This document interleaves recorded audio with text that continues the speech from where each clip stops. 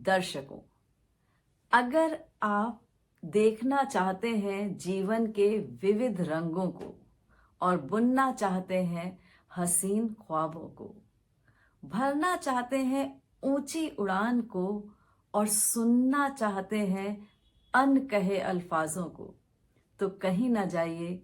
आइए मेरे साथ मेरे चैनल कोना मन का में और सुनिए जानी मानी कवित्री लेखिका डॉक्टर रश्मि झा जी को, जिनकी रचनाएं कई राष्ट्रीय और अंतर्राष्ट्रीय मंचों पर अपना स्थान पा चुकी हैं और उनकी गजलों को कई महान लोगों ने स्वर भी दिए हैं, संगीतकारों ने। तो आप जरूर सुनिए उनसे और मिलिए। हम आपका ज्यादा समय न लेते हुए शीघ्र ही मिलवाते हैं अपनी आज की अतिथि से। रश्मि झा जी, आपका स्वागत है हमारे चैनल कोना मन का में। नमस्कार रश्मि जी, आपका नमस्कार। अभिनंदन है हमारे चैनल कोना मन का में। आप एक जानी मानी कवित्री लेखिका हैं और हमारा पहला सवाल आपसे ये है कि आप ताल्लुक डिजिटल दुनिया से रखती हैं। कंप्यूटर साइंस में आपने पीएचडी किया और डिपार्टमेंट हेड रही हैं। अध्यापन कार्य भी बखूबी संभाला, लेकिन जी, हिंदी मोह आपका नहीं गया। हिंदी में रुझान बिल्कुल का सही कारण कहा क्या आपने। था? सबसे पहले तो आपको नमस्कार करती हूँ। आपसे मिल करके, आपसे बातें करके तो मुझे बहुत ही अच्छा लगता है। और और आज की शाम बहुत ही खुशगवार होने वाली है, क्योंकि हम दोनों ही मिल रहे हैं। दोनों कहीं साहित्य से बैकग्राउंड रहा है। और बैकग्राउंड अगर मैं कह रही हूँ तो कहने का आशय मेरा ये है कि बचपन से ही साहित्य में मेरी बहुत गहरी अभिरुचि थी। पहले कागज के ठोंगे आया करते थे, तो उस हम्म। पे भी अगर कुछ लिखा होता था तो मैं उसको भी पढ़ती थी। तो उसमें भी कोई कहानी हो, कोई कविता हो। और बचपन में उस समय के समय में आपको याद होगा कि बहुत अच्छी अच्छी पत्रिकाएं थी। साप्ताहिक हिंदुस्तान था, धर्मयुग, सरिता, कादम्बनी, और भी बहुत सारी सुंदर पत्रिका थी हम बच्चों के लिए। नंदन होता था, पराग होता था। बहुत कुछ। तो चंपक। सबके चंपक, जो कि आजकल के बच्चों के लिए मैं बहुत मिस करती हूँ। यहाँ तक कि अखबार में भी एक बच्चों का कोना आता था। संडे को बाल मंडली आती थी बच्चों के लिए। तो इस तरीके से, और साथ में घर में हम लोग हमेशा ही जॉइंट फैमिली में रहे। हमारी दादी नानी भी एक साथ रहती थी, तो उन लोगों का संस्कार भी मिलता चला गया। घर में रामायण का, महाभारत का, इन सब वेद ग्रंथों का, उपनिषद था। यहाँ तक कि गीता प्रेस का जो कल्याण वगैरह का अंक वगैरह था, सब कुछ आता था हमारे यहाँ। और हमारे नाना जी बहुत ही ज्यादा साहित्य के शौकीन थे, और हमारी माँ उनकी एक ही लड़की थी। तो उन्होंने उस समय उतना स्कूल में आना जाना हो नहीं पाता था, क्योंकि बहुत उनका ट्रांसफर होता था हर जगह। तो घर में किताबों की अलमारियां भरी पड़ी थी। मीन्स हम्म। कि आप समझ लीजिए कि शरद चंद्र का, बंकिम चंद्र का, प्रेमचंद का, और बहुत छोटे अब ये मैं क्या कहूँ, ये माँ सरस्वती की अनुकंपा थी, जो कि इतने छोटे उम्र से मुझे उन सब किताबों को पढ़ने की ललक हुई। और फिर जब हम लोग कॉलेज में गए, तो वहां भी इस तरह का ग्रुप बनाया कि हम लोग गर्मी की छुट्टियों में बुक एक्सचेंज करते थे। किसी के पास अगर ये और किसी का है तो किसी के पास शिवानी का है। तो इस तरीके से हम लोग बुक्स वगैरह एक्सचेंज करते थे। तो साहित्य में तो अभिरुचि थी, लेकिन कंप्यूटर में आना जो था वो बिल्कुल अचानक से हो गया। अचानक ऐसे कि शादी मेरी ग्रेजुएशन में हो गई, और उसके बाद फिर मैंने बैंक वगैरह का एग्जाम दिया।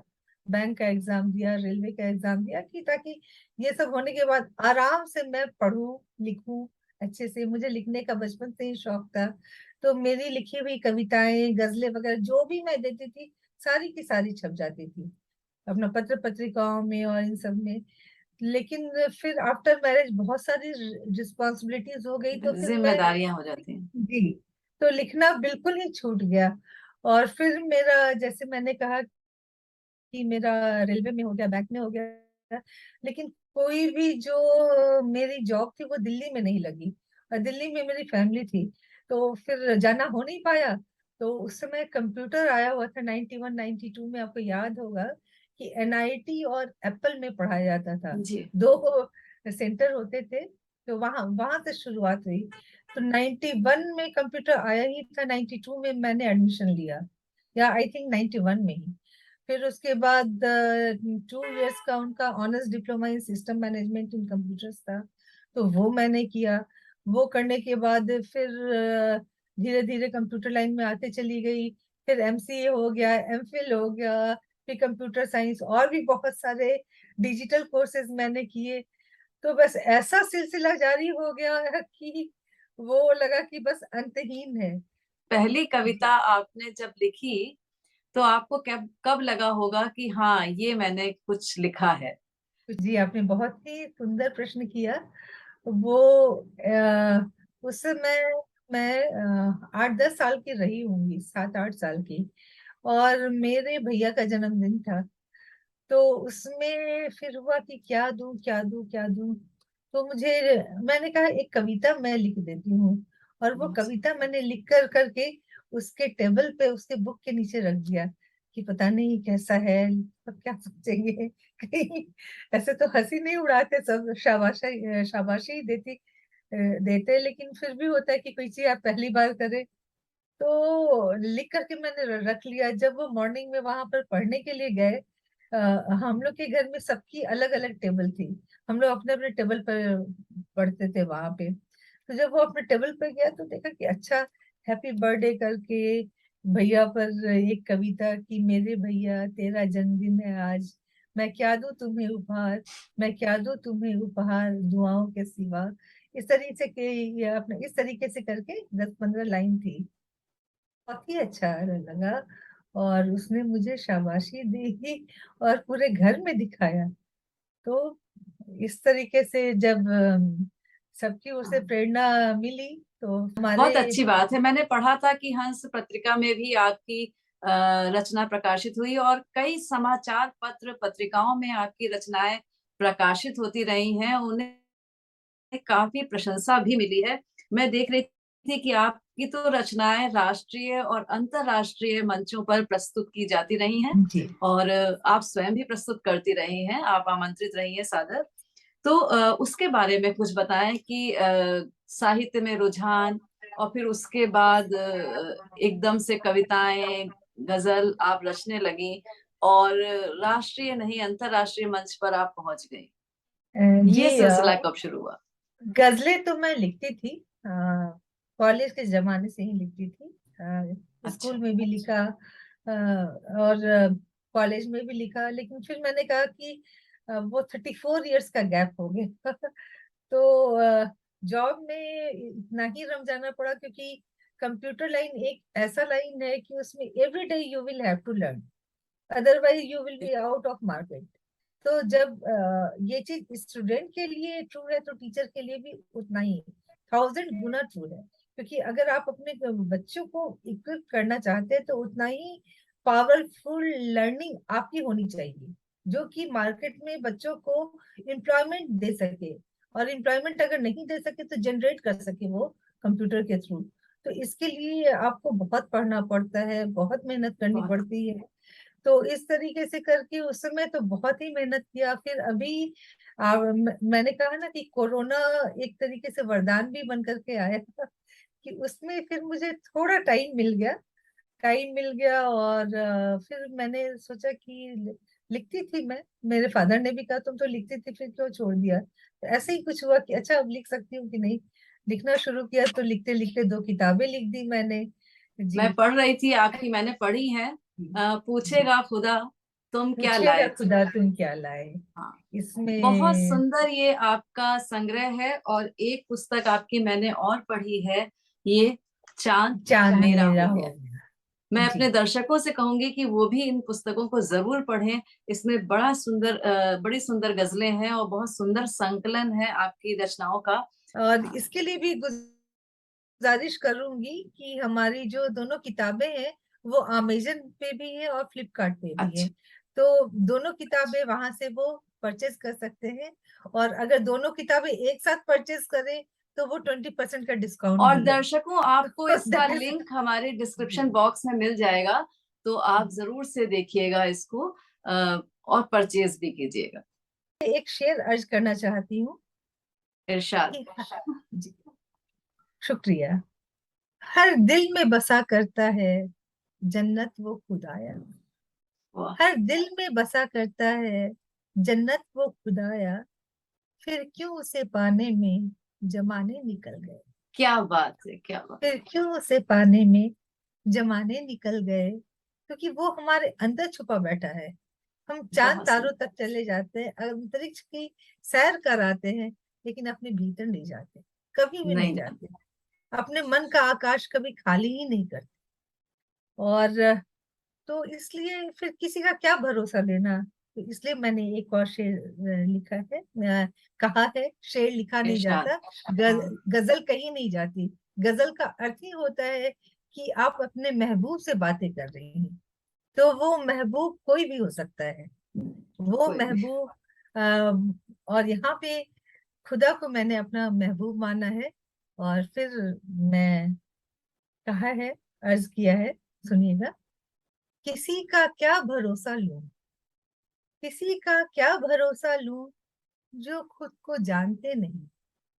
हमें अपना कहाँ पता होता है। बहुत बार हम गुस्से में कुछ कर जाते हैं, फिर लगता है अरे ये मैंने किया। यानी आप खुद को नहीं जानते, आपको दुनिया भर की खबर है, और आजकल तो दुनिया भर की इंफॉर्मेशन है। तो किसी का क्या भरोसा लूं, जो खुद को जानते नहीं।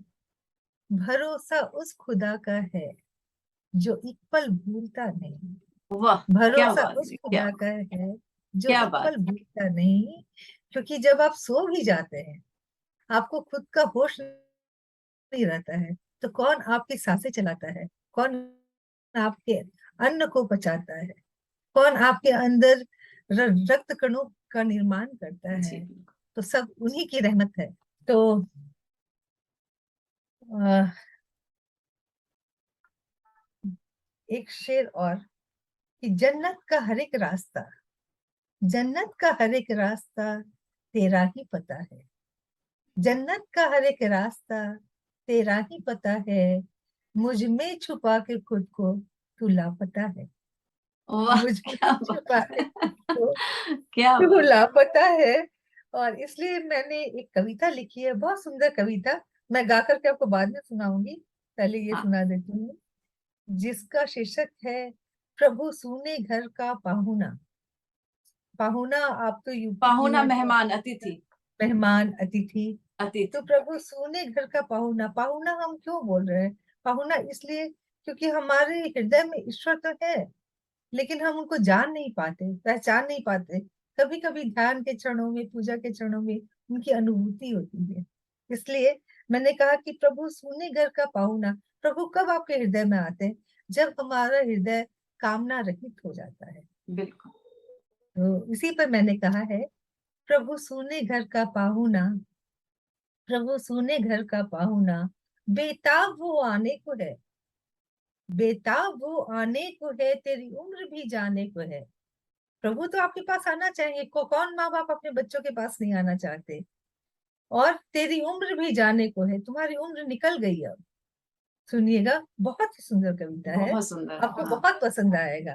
प्रभु सोने घर का पाहुना, प्रभु सोने घर का पाहुना, बेताब वो आने को है, तेरी उम्र भी जाने को है। वो तो बारहा तुझसे कहे, बच्चे कहाँ तू भटक गया, आजा अब अपने घर को आ, आजा अब अपने घर को आ। तो बादशाह फकीर है। बादशाह क्यों? क्योंकि हम उसी प्रभु के बच्चे हैं, सर्व समर्थ है, लेकिन हम खुद को जानते नहीं है। हम हमेशा भीख मांगने के लिए उनके दरवाजे पर खड़े हो जाते हैं, कभी भी धन्यता का भाव हमारे अंदर नहीं आता। इसलिए मैंने लिखा है, तू तो बादशाह फकीर है, मेरी तरह तू अमीर है, मेरे दोनों आलम तुझसे हैं, तेरे दोनों आलम मुझ में है। मैं कहाँ रहा तुझसे जुदा, मैं कहाँ रहा तुझसे जुदा, तुझ में ही तो मैं समा गया। अब आ ही जा, अब आ ही जा। प्रभु सूने घर का पाहुना, प्रभु सूने घर का पाहुना। और उसके बाद मैंने कुछ ऐतिहासिक तथ्यों का ये लिखा है कि रूमी कहे महबूब से। रूमी एक हाँ ऐसे रूमी, सूफी है जिन्होंने प्रेम को जिया है और बिल्कुल। प्रेम को गाया है। तो रूमी कहे महबूब से, मैं हूं यहाँ, मैं हूं यहाँ, मैं आया हूं तेरे लिए, तू मुझसे मिल मेरे लिए। आप एक एक शब्द पे ध्यान दीजिएगा, फिर आप बहुत इंजॉय करेंगी कि क्या है। मैं हूं यहाँ, रूमी अपने महबूब से क्या कर रहे हैं, मैं हूं यहाँ, मैं हूं यहाँ, मैं आया हूं तेरे लिए, तू मुझसे मिल मेरे लिए, दर नहीं खुला, दर बहुत नहीं खुला। सुंदर, बहुत सुंदर, बहुत सुंदर, दर कैसे बहुत खुल सुंदर। सकता है, क्योंकि जब मैं है तो वहां प्रेम मैं कहाँ। हूं यहाँ तेरे लिए। हाँ, बहुत मैं सुंदर। हूँ यहाँ तेरे लिए, मैं हूँ यहाँ, मैं हूँ यहाँ, मैं आया हूँ तेरे लिए, तू मुझसे मिल मेरे लिए। कि तुमसे मिलकर मुझे प्रसन्नता होती है, तुम्हें होती है कि नहीं वो तुम जानो, लेकिन तू मुझसे मिल मेरे लिए, दर नहीं खुला, दर नहीं खुला। क्यों? क्योंकि प्रभु सूने घर का पाहुना, प्रभु सूने घर का पाहुना। तो रूमी ने फिर क्या किया, फिर सहरा में भटका किया, पाकर उसे वो खो गया, उसका ही होके रह गया, फिर गा उठा कोई और ना, बस तू ही तू, बस तू ही तू। जंगल से वो वापस गया, दर खोल प्यारा था खड़ा। जब प्रेम में मैं मिट जाता है तो फिर कौन रह जाता है, तू। फिर बाद में वो मैं और तू भी नहीं रह जाता है, बस वो प्रभु का निवास हो मैं ही। जाता है। सर्वशक्तिमान की शक्ति उनके अंदर उतर आती है। तो जंगल से वो वापस गया, दर खोल प्यारा था खड़ा, बहने लगे नैनों से धार, गले लग के बोला मेरे यार, अब मैं नहीं, अब तुम नहीं, अब मैं नहीं, अब तुम नहीं, सब में वही, सब कुछ वही, सब बहुत में सुंदर, वही, बहुत सुंदर, बहुत सुंदर। सब कुछ वही। प्रभु सूने घर का पाहुना, प्रभु सूने घर का पाहुना। प्रहलाद ध्रुव नचिकेता बन, पाके उसे मीरा सा झूम, मन प्राण में गाले उसे, नया भक्ति सूत्र नारद को दे। नारद ने 84 प्रकार की भक्ति की महत्ता और उसको किस तरीके से उसमें हुआ जाए, किस तरीके से पाया जाए प्रभु को, इसका वर्णन किया है। तो मैंने क्या कहा कि प्रहलाद ध्रुव नचिकेता बन, पाके उसे मीरा सजूं, मन प्राण में गाले उसे, नया भक्ति सूत्र नारद को दे। नारद ने तो दिया है, तुम भी अपना नया भक्ति सूत्र नारद को दे। सूर तुलसी कबीर की, विद्यापति रहीम की, नानक की और रसखान की, अमृत भरी वाणी सुना, अमृत भरी वाणी सुना, प्रभु सूने घर का पाहुना, प्रभु सूने घर का पाहुना। बहुत सुंदर, बहुत सुंदर। कभी और भी हम आपसे सुनेंगे। जी अब हम अपने प्रश्नों को आगे बढ़ाते हैं, और बहुत जी अच्छा लगा मुझे ये सुन करके। आपके देखिए, जी, रचना को पढ़ना और रचनाकार के मुख से सुनना एक अपने बिल्कुल आप में बिल्कुल। ही बहुत बड़ी बात है, और आपने बहुत जी सुंदर इसका वाचन किया है। अब हम थोड़ा विषय से आगे बढ़ते हैं। रश्मि जी, हमें ये जी बताइए कि आपके लिखे हुए रिसर्च पेपर जी भी प्रकाशित होते रहे हैं और जी अनेक मंचों और सम्मेलनों में प्रस्तुत किए जाते रहे। जी बिल्कुल। विद्यार्थी अगर इसमें रुचि लेते हैं तो वो इसका लाभ कैसे उठाए, अगर आपके रिसर्च पेपर को वो पढ़ना चाहते हैं? ये आपको मैं बताऊं कि सिर्फ मेरा ही रिसर्च पेपर नहीं, जितने भी जितने भी पीएचडी हुए हैं, तो उन सबका थीसिस आजकल यूजीसी यूजीसी के वेबसाइट पर शोध गंगा में आपको मिलेगा। और मैंने अपने पीएचडी का मेरा जो टॉपिक था, that is study of optimising software engineering and project management techniques with Lean Six Sigma methodology to successful ERP implementation for SMEs। तो इसमें जो था, मैं बच्चों को भी ये कहना चाहूंगी कि आप किसी एक फील्ड के होके नहीं रह जाइए। बिल्कुल जो बिल्कुल। वो इंटरडिसिप्लिनरी होना चाहिए। पहले बायोलॉजी होता था, अब आज माइक्रोबायोलॉजी भी होता है, बायोटेक्नोलॉजी भी होता है। तो हर बिल्कुल एक फील्ड एक दूसरे से मिल गए। अब कंप्यूटर देखिए अब कहाँ यूज नहीं हो रहा है, बिल्कुल। हर जगह यूज हो रहा है। तो आज कंप्यूटर तो कोई भी विषय अब अछूता नहीं रह गया। तो मैं बच्चों से ये कहूंगी कि अगर कंप्यूटर साइंस पढ़ रहे हैं तो सिर्फ कंप्यूटर साइंस ही नहीं पढ़िए। आजकल देखिए सबसे अच्छा कॉम्बिनेशन क्या माना जाता है कि आप बीटेक के साथ एमबीए करते हैं। ओनली बीटेक इज नॉट, उसको नहीं समझा जाता है और ऑप्टिमल। किसको पता, आप खुद को देख लीजिए कि आपने कहाँ कंप्यूटर साइंस और कहाँ इतने सुंदर गीत गजल, इतनी सुंदर कविताएं। मतलब आप बहुत ये बहुत बताएं हमारे धन्यवाद आपका। दर्शकों को कि अपने अध्यापन से लेकर के और अपना डिपार्टमेंट हेड की इतनी जिम्मेदारियों को संभालते हुए आप लिख कब रही थी। यानी घर था, गृहस्थी थी, जिम्मेदारियां थी, सब कुछ के बीच में आपने वक्त कब निकाला और कैसे निकाला। मैं आपको सही बात बताऊं तो घर गृहस्थी की जिम्मेदारियां मैंने बहुत निभाई। बहुत जगह मैंने जॉब किया, मैंने कंप्यूटर प्रोग्रामिंग का भी जॉब किया, फिर टीचिंग में मैं 20 साल रह करके मैंने दिल्ली यूनिवर्सिटी और आईपी यूनिवर्सिटी में पढ़ाया। तो उस समय मैं सच कहूँ बिल्कुल टाइम नहीं मिला। हाँ, जहाँ कहीं भी पढ़ने का मौका मिलता था मैं पढ़ती थी जरूर। अभी मैंने लास्ट 2 ईयर से लिखना शुरू किया। और इस साल सरस्वती पूजा के दिन मेरी किताब दोनों ही एक साथ प्रकाशित हुई, हंस प्रकाशन से। और उसके बाद ही मैंने फेसबुक भी ज्वाइन किया, क्योंकि हुआ कि अब लिख तो लिया है, अब क्या करूं। तो सब तक बात पहुंचनी चाहिए ना कि मैंने लिखा है, लोग देखे। इसके पहले मैं फेसबुक पे भी नहीं थी, इंस्टा वगैरह पर अभी भी नहीं हूँ, क्योंकि इट टेक्स टाइम। फिर आप टाइम और कहीं दे नहीं पाती हैं। बिल्कुल। तो जी, तो इस साल फरवरी मार्च से सरस्वती पूजा में मेरी दोनों बुक प्रकाशित हुई। इसके बाद मैं फेसबुक पे आई, फिर आप लोग सबसे जुड़ते चली गई।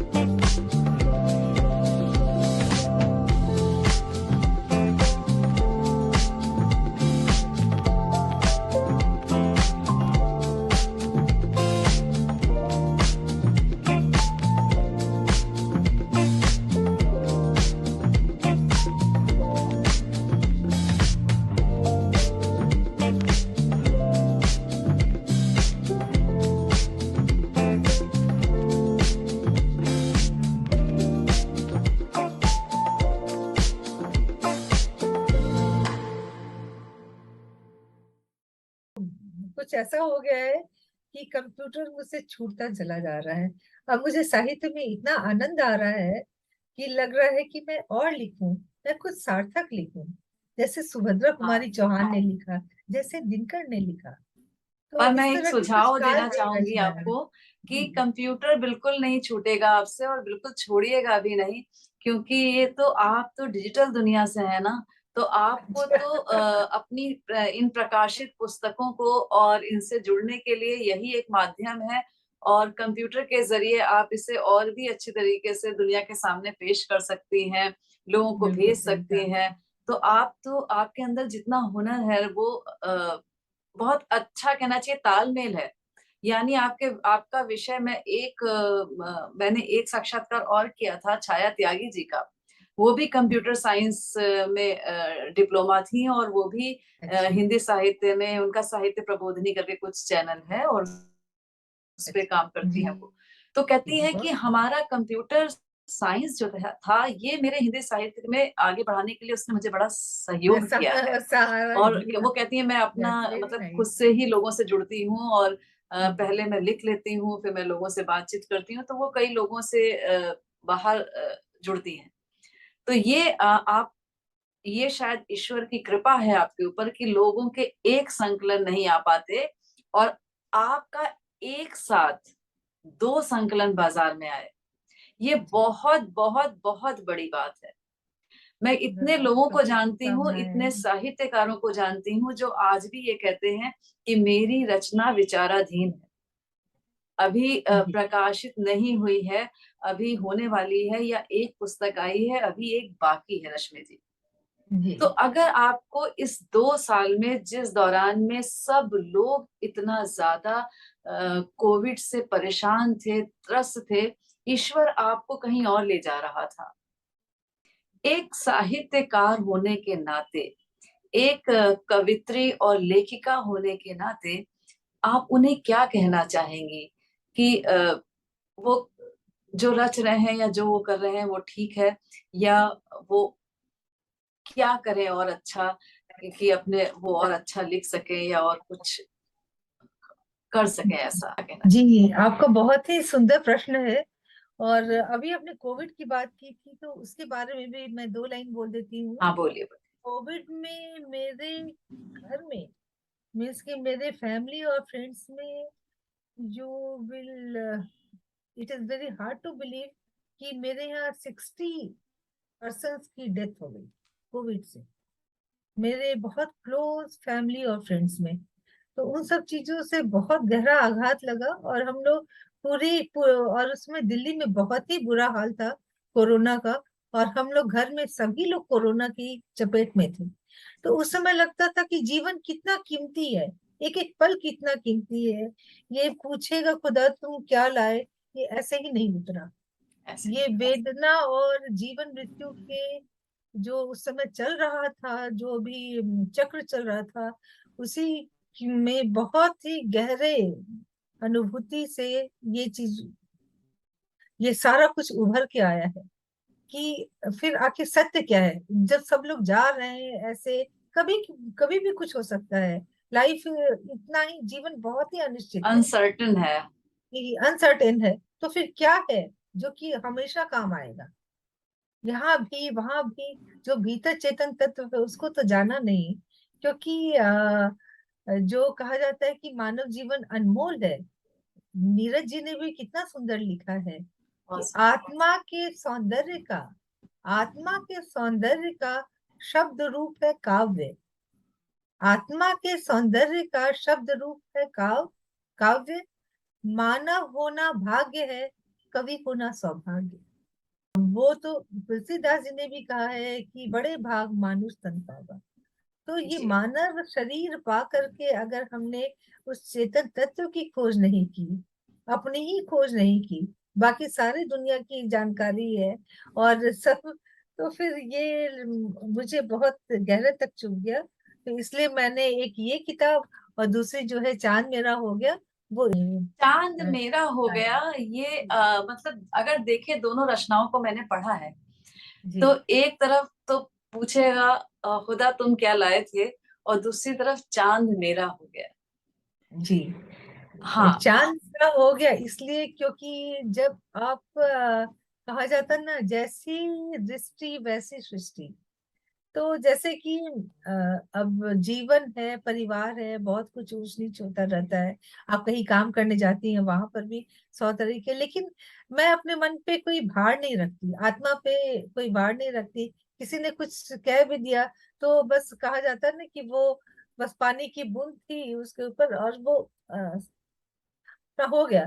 तो अपने व्यक्तित्व को पारदर्शी रखना चाहिए, अपनी आत्मा को निर्मल रखना चाहिए। अगर हम सबके गलत काम का बोझ ढोते चले तो फिर हम कहाँ तक, क्योंकि आपको अपनी जिम्मेदारी लेनी पड़ेगी। उसने जो किया किया, आपने क्या किया? वहां पर पूछा जाएगा कि पूछेगा खुदा तुम क्या लाए, उसने तो जो किया किया, तुमने क्या किया? तो इसीलिए मैंने कहा अभी कि आत्मा के सौंदर्य का शब्द रूप है काव्य। मानव जीवन भाग्य है, कवि होना सौभाग्य। तो कोरोना के दौरान मुझे मानव जीवन मिला, ये प्रभु का, मैं तो बोलूंगी प्रसाद है। प्रसाद तो है ही, लेकिन उस समय दिल्ली में ऐसी भयंकर स्थिति थी, उसमें हम लोग बच गए, बहुत बड़ी बात थी।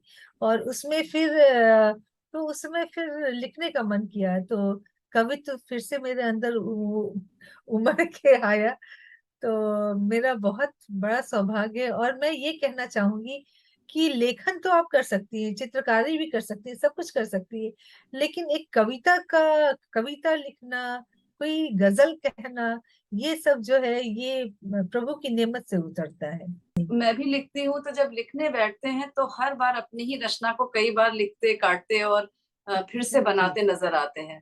तो जी। सहज तो नहीं है लिखना। और जो वो एक लाइन उतर गई, वो तो उतर, अगर आपने उस समय नहीं लिखा तो फिर वो छूट भी जाती है। छूट इसलिए जाती बहुत सतर्क भी रहना पड़ता है। और मैं आज के साहित्यकारों और कवियों से ये अनुरोध करना चाहूंगी कि आप पढ़ें, बहुत पढ़ें। हम लोगों ने भी बहुत पढ़ा है, बहुत ही मेहनत की है। और पढ़ने से क्या होता है कि क्योंकि हमारी काव्य धारा ही नहीं, हमारी साहित्य धारा भी बहुत समृद्ध है। अभी एक बहुत बड़े कवि है, मैंने उनसे बात की तो मैंने कहा कि मेरी अध्यात्म में भी रुचि है, तो आप ये बताइए, गजल में आपने कहा कि ये किताबें पढ़नी चाहिए, गीत के लिए ये पढ़ो, छंद सीखना है तो ये पढ़ो, तो इसके लिए मैं कहाँ जाऊं कि अगर अध्यात्म लिखना है तो आजकल कौन कौन लिख रहे हैं। तो उन्होंने कहा कि अध्यात्म कौन लिख रहे हैं, ये भारत वर्ष में ये सवाल, जबकि तुमने खुद ही लिखा है। तो वो बोले हमारे यहाँ तुलसीदास जी हुए, कबीर हुए, सूर हुए, मीरा हुई, रैदास हुए। तो ये तो इनका भक्ति काल ही था, भक्ति काल खंड था। तो हमारे यहाँ तो साहित्य की धारा जो है वो जीवन से होकर के निश्चित आदिकाल है, से है। आदिकाल से है। जो रामायण लिखा गया विश्वामित्र जी ने, उससे तो वो पहले दो, जी, तो वो जो रामायण लिखा गया उन्होंने गलती से वो क्रॉच हंसी का वो वध हो गया। तो वो जो गलती से हो गया, तो उस जो विरह में वो दोनों गा रहे थे, उसका जो साथी गा रहा था अपने साथी के लिए, तो उससे जो उनके मन में करुणा उपजी, उससे पहले काव्य का जन्म हुआ। वाल्मीकि रामायण लिखी गई। तो पहली बार लिखा गया। और इसी को निराला जी ने भी कितना सुंदर कहा है कि वियोगी होगा पहला कवि, आह से उपजा कहाँ होगा से गान, उपजी होगी, आह से उपजी होगी गान। उपजा होगा गान। हाँ, निकल कर आंखों से कविता बही होगी, कविता अनजान, इसी तरीके से करके। तो जहाँ वेदना है, जीवन है, तो सुख दुख लगा ही रहेगा। तो लेकिन इसके लिए मैं कहूंगी कि आपके अंदर संवेदनशीलता होनी चाहिए। अगर आप संवेदनशील नहीं है अपने रिश्तों के प्रति, अपने प्रति, अपने जो भी आसपास घट रहा है, अपने प्रकृति के प्रति, तो आप कविता नहीं लिख सकती हैं। जैसे मैंने एक लाइन कही है कि जीने के लिए बहुत कम चाहिए, जीने के लिए बहुत कम चाहिए, हाँ, दिल की मिट्टी थोड़ी नम चाहिए। हाँ, बहुत अच्छा लगा आपसे मिलकर, आपसे बातचीत करके। आपसे बातचीत सार्थक रही और मैं उम्मीद करती हूँ कि जो कोई भी इस वीडियो को देखेगा, निसंदेह वो बहुत कुछ सीखेगा, बहुत कुछ जानेगा। तो दर्शकों, निरंतर कुछ नया जानने के लिए, महान शख्सियत से मिलने के लिए आप कोना मनका के चैनल को देखते रहिए और लाइक सब्सक्राइब करना ना भूलिएगा। आपकी प्रतिक्रिया का हमें बेसब्री से इंतजार रहता है, तो प्रतिक्रिया जरूर दीजिएगा। धन्यवाद, आभार।